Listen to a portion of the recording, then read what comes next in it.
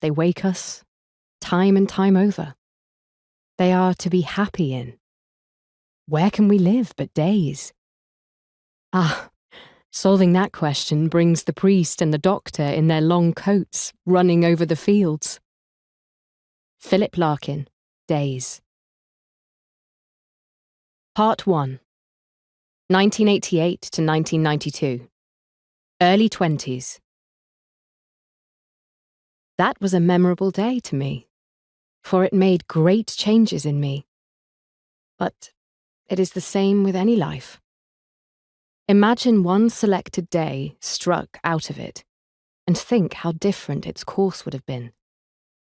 Pause, you who read this, and think for a long moment of the long chain of iron or gold, of thorns or flowers that would never have bound you, but for the formation of the first link on that memorable day.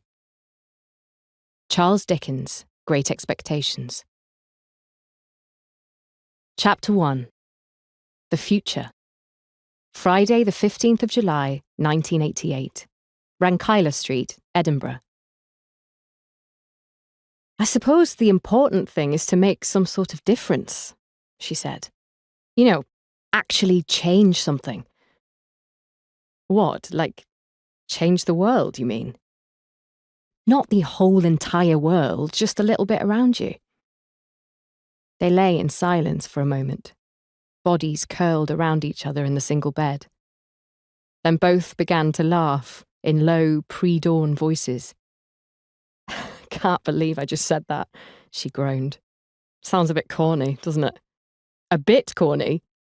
I'm trying to be inspiring. I'm trying to lift your grubby soul for the great adventure that lies ahead of you.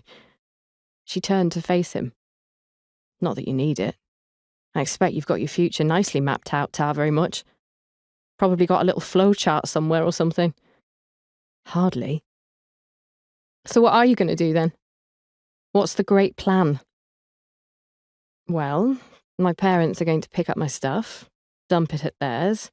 Then I'll spend a couple of days in their flat in London, see some friends. Then France. Very nice. Then China, maybe, see what that's all about. Then maybe on to India, travel around there for a bit. Travelling, she sighed. So predictable. What's wrong with travelling? Avoiding reality, more like. I think reality is overrated, he said, in the hope that this might come across as dark and charismatic. She sniffed. It's all right, I suppose, for those who can afford it. Why not just say I'm going on holiday for 2 years? It's the same thing. Because travel broadens the mind, he said, rising onto one elbow and kissing her. Oh, I think you're probably a bit too broad-minded as it is, she said, turning her face away, for the moment at least. They settled again on the pillow. Anyway, I didn't mean what are you doing next month. I meant the future. When you, I don't know. She paused, as if conjuring up some fantastical idea like a fifth dimension. 40 or something. What do you want to be when you're 40? 40? He too seemed to be struggling with the concept. Don't know. Am I allowed to say rich? Just so shallow. All right then. Famous.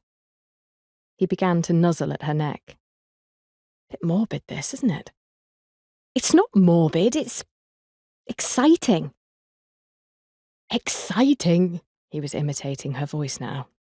Her soft Yorkshire accent, trying to make her sound daft. She got this a lot, posh boys doing funny voices, as if there was something unusual and quaint about an accent. And not for the first time, she felt a reassuring shiver of dislike for him. She shrugged herself away until her back was pressed against the cool of the wall.